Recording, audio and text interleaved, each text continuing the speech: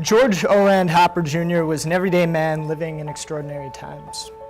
Hopper grew up in Banning, California, which was then a small town situated between Los Angeles and Palm Springs. There, Hopper attended school, played sports, and worked during his vacations in the family business, a cafe where Hopper cooked meals for hungry customers. After graduating from high school in 1936, Hopper borrowed money from his parents, a loan which he promised to repay, and entered college. He continued to build his strength and endurance by joining and eventually captaining the men's gymnastics team. He also took flying lessons, becoming a civilian pilot. During the summers, he participated in the citizens' military training camps, where he had his first taste of military life. In the spring of 1941, Hopper enlisted in the United States Navy.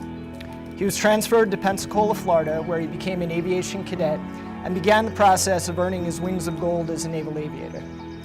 By October, Hopper had achieved this goal and was commissioned as an ensign in the Naval Reserve. Hopper's training would be put to use sooner than expected.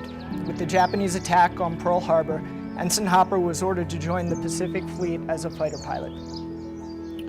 Before leaving for the war, Hopper married Ramona Evans, the daughter of a former Navy chief turned rancher. Ramona had attended the same college as Hopper. The two had only a short time together, but they managed to celebrate their nuptials with family and friends before Hopper left for the war.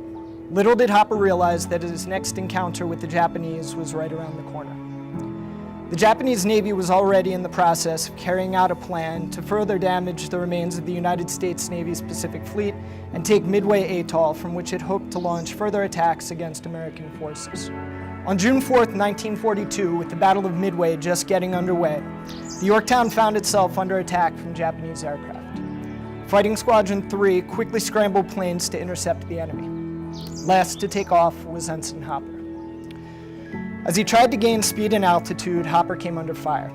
His plane took a direct hit, jerked wildly, and crashed into the ocean. The Navy listed Hopper as missing in action, and for some time thereafter, family and friends held out hope that he was alive somewhere, perhaps as a prisoner of the Japanese. In the end, however, their greatest wish, that Hopper was alive, would not come true.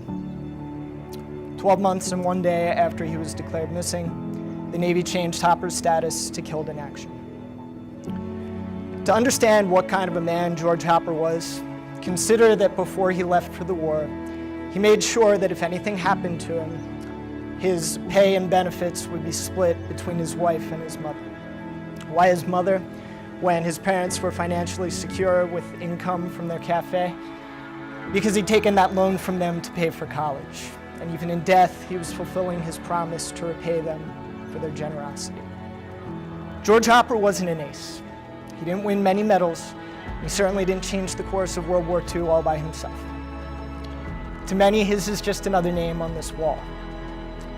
But to those who knew him, and those of us who have tried to know him 75 years after his death, he'll forever be a smiling young man in his dress uniform, who loved and was loved by family and friends, eager to get back into his plane and take off for adventure.